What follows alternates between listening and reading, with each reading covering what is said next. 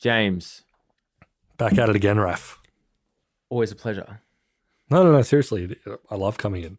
Me Love coming too. into your little studio and recording a podcast. It's been great. It's not that little. Sorry, I apologize for that. Actually, you know what? It is pretty spacious. I take that back. We will get rid of the glass table soon. Yeah, I'm sorry. I feel like it's been getting worse, to be honest. We'll let you, dear listener, know when the glass table's gone. You'll know probably. You'll know because it'll become a marginally pleasant listening experience. Less banging because that probably vibrated through both. Anyway, sorry about that.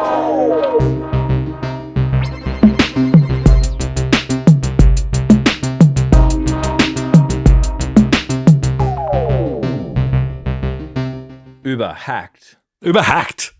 All my data gone.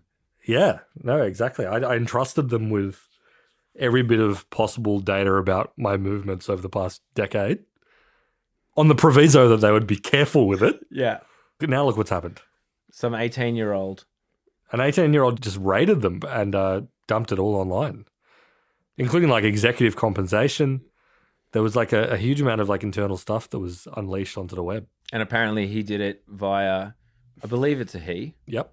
Seems like a he, but I shouldn't assume. No. Social engineering again. Convince someone, hey, give us your password. Yeah, and cracked and dropped a bunch of stuff. And I actually saw it on, I saw it on Twitter this morning. The Uber has unleashed a whole bunch of junior and senior security roles. So like they're advertising a whole bunch of security jobs. Yeah. Which is one of those things where it's like, maybe you should have been on this before. Well, that's the whole thing with InfoSec, right? If you're a boffin, if you're a finance boffin and you're expanding fast and you're looking to grow revenue, what's one place where you won't grow any revenue at all? It's hiring information security personnel to basically make your systems worse, make everyone really who works there really annoyed at the extra things and they've got to go through, spend heaps of money on really expensive software till it hits. What's the cost of not doing it though? Totally. And also I would add on to that like every cybersecurity person I've met in my life has not been, a super thrilling person. Like in terms of just chat around the office, very low tier. They're bottom 25th percentile. Anyway, I don't know if that figured into their hiring decisions. That's just something that I would raise. Thank you for raising it. But yeah, so Uber, what a company. Let's start from, not the beginning. No, let's start from the fucking beginning. Screw it. Just do it. They disrupted taxis. They did. And within business circles, the Uber of became a meme, basically. Yeah. Other businesses would say, we're the Uber of food delivery. We're the Uber of plumbers. Yeah. There was a real big point where kind of like all the energy in startups was trying to find, like build marketplaces essentially. Yeah. Be like, the middleman. Help users find plumbers. Like we can connect someone who's providing service A to user B, and we can be the guy in the middle with a lovely app, beautiful app, wonderful to use. Wow moments aplenty. Who is clipping the ticket and earning money on it. And you know what? A lot of the things that have been described as the Uber of X either failed or have changed their business model enough that they can't really be described as the Uber of X anymore. Yeah, well, I mean, Uber itself has effectively changed its business model in that the promise was always, we're going to lose money, we're going to undercut taxis, but one day we'll replace our very low paid drivers with autonomous cars. That was always kind of like the city over the hill. That was always like their glorious plan. And they owned an autonomous vehicles division. And they always had lots of like little weird things on the boiler. They have a few other projects in the background too. Like they do freight now. Obviously they have Eats. They do a bunch of little things. Yeah. But they always had this weird promise where it was like, okay, our relationship with our drivers is our biggest PR liability, one, because they don't get paid very well. They don't get treated very well. They're really at the lowest rungs of like the modern economy. Yeah. I've said it before on other podcasts. It's literally like the invisible class of people now that we have delivering our food, driving us place to place, kind of a class of people who we just kind of ignore the fact that for the most part, they're probably on some kind of working visa from another country. Yeah. Like they're sending a lot of money home. We don't know what their living conditions are. We have no idea what they're paid. We know it's not much. It's rarely white people, basically. Yeah. On that point, one of the most interesting things that I've observed recently is when all the instant grocery businesses came to Australia, Yeah. Milk Run, Volley, Send. I can't remember which ones are gone now. Send, I think, is on the way out. No, Send is gone. Volt is potentially on the way out. Yeah, Volley is Volley. becoming much smaller, if not Yeah. leaving. Milk Run is going hard, but they've changed their delivery times from 10 minutes to 15 minutes to quick. They dynamically change how long it's going to take. Sometimes it's like over half an hour. But there's no promises anymore. No, totally. But to your point, one of the really interesting things is because obviously one of the big pitches there was, and they put it in all their marketing. It's like all of them did. It's like, oh, we pay our riders properly. They're fully employed, whatever. And as a result, like the demographic of riders is radically different. Like the Uber drivers and Uber Eats drivers are, as you say, most likely international students here on working visas. The Milk Run riders are just a completely different demographic of people. They're like local students, basically. Yeah. So you can really see like the delineation of the different kind of like classes of people that like actually populate these services and help you get from point A to point B and get your goods from point A to point B. It's really stark. Yeah. But so that was the Uber model. And as you say, those pesky low-paid drivers who we didn't want to classify as workers, we'll get rid of them. Autonomous cars, well, that's not happening. There was obviously intervening the Travis Kalanick situation. Yeah. Former CEO, disgraced CEO due to company culture, et cetera, et cetera. He left. He's doing his own thing. Cloud kitchens is his big thing. Yeah, he's doing like the ghost kitchens. Which is kind of interesting in that it's his big bet at the moment, quietly, Travis Kalanick, who, he was disgraced, to be fair. He went out poorly from Uber, was kind of forced out by the board. Yep. His big bet is that, and this kind of makes sense, right? That, okay, we don't know who we're buying from when we order off Menulog or Uber Eats. We're just getting it from somewhere that's got the best graphic design. So he's buying up spaces, renting it out to, I guess, wannabe restaurateurs to purely serve the demand of these delivery food apps. Yep. And these little ghost kitchens or whatever can make Italian, Mexican, whatever kind of food you want. That's his new thing. But that's neither here nor there. Post Travis, Dara Khosrowshahi was brought in, who's a bit more of a straight CEO. Yeah, was the boss of Expedia. It's like that travel booking company. Yeah, so he's been brought in to kind of right the ship. He was like a much more sensible and nice person. I think like quite literally one of their metrics for like hiring someone was like, this guy has got to be pleasant and not so much of like a insane like frat boy asshole. He's just got to be like, and be a much nicer face for the company. And as attempt to make them remotely profitable, because that was one of the whole things. They were losing a lot of money. Exactly, yeah. So as a result, what does Uber look like now? So they reported their first quote-unquote cash positive quarter. Yeah, adjusted EBITDA, all that. Yeah, exactly. We don't want to get into like the dark magic of corporate accounting. There are lots of big question marks hanging over that. But, they had the world's top minds do like a Manhattan Project level of science on their balance sheet and come out and say they had a profitable quarter. Yeah. Because, Uber is the poster child, as I think we've mentioned a few times in this podcast, for companies that prioritize growth at all costs for much of its existence. Uber's been around for over 10 years at this point.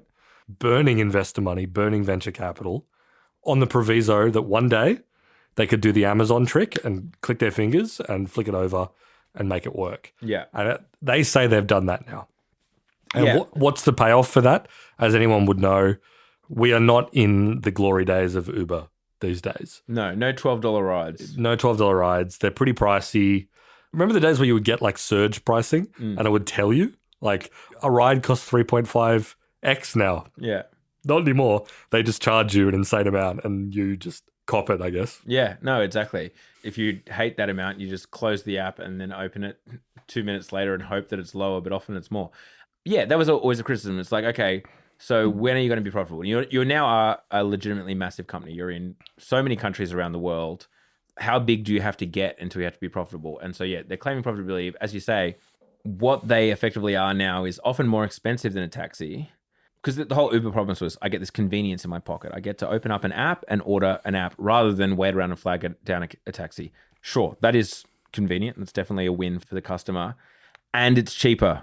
But it turns out when you have like this fantastic user experience and all it has to do is connect drivers with users in a delightful way, it requires 29,000 employees who aren't drivers to run that beautiful app around the world. And so therefore, of course, somehow those people have to get paid if you're trying to make a profit. And so it's going to cost more as a user. So that's where we've ended up. We've kind of destroyed a lot of the taxi industry, who now have their own apps where you can order a taxi via an app.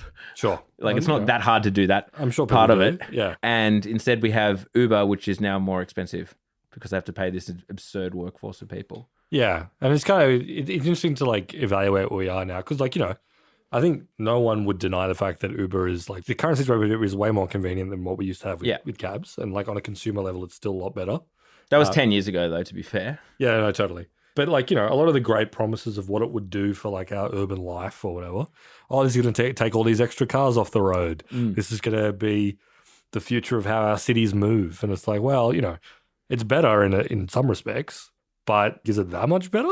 Yeah, Is it really like, apart from the convenience of able to getting a car, whatever, which I'm not downplaying, pretty great. It's a good innovation. Yeah.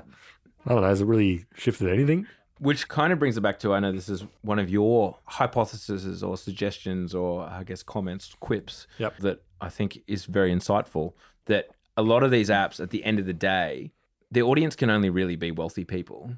Because at the end of the day, you pay for that extra convenience. You know, we had this lovely period, this kind of 10-year period where all of our Ubers and our Uber Eats and those kind of things were subsidized by venture capitalists. But now when the rooster comes home to roost, as the roosters want to do, we have a luxury good. Yeah, we've got a good that's like fundamentally an expensive good that costs what it costs to produce. And so we have an expensive good. Uber's making the tiniest bit of money, but not really that much money. Shareholders, well, at the moment, they're actually losing money, and drivers certainly aren't getting paid. So where are we at? Totally. It's really interesting. When I was back at Business Insider, I joined like the Australian Uber Facebook group. It's like where all these Uber riders congregate and basically talk about work, essentially. And it was like it's definitely the best Facebook group I'm in. Because a lot of them are quite funny and like they're very realistic about the kind of position they're in. But it's so interesting to watch all the new things that Uber introduces to kind of like incentivize them to work harder and do more. And because, you know, one of the great promises of Uber for the riders, for the drivers and the riders that sort of power it, is like the gig economy promise, which you don't hear about that much anymore. No. Which is like pick your own hours, drive as much as you want.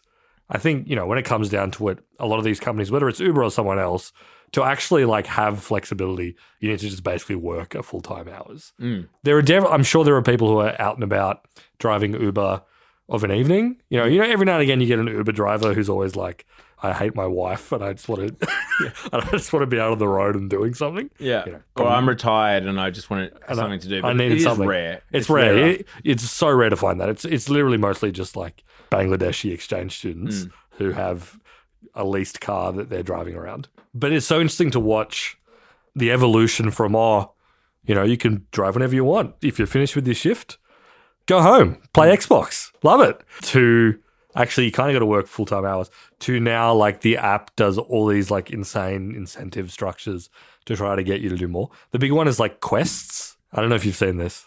I have not been on a quest. No. So the app basically incentivizes these drivers to kind of like go a little bit further by gamifying it, turning it into like, if you do X amount in these like time periods, or like if you hit this number for this period of time or this like week or whatever, you'll get like a bonus.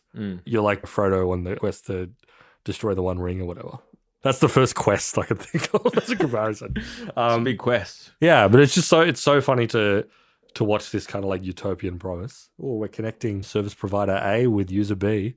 It's just this beautiful marketplace. Yeah. We're completely hands off. We're just facilitating it to like what Uber is now, which is like exchange students being compelled to go harder by like all these gamified metrics, not being paid super well, prices being cranked up for consumers.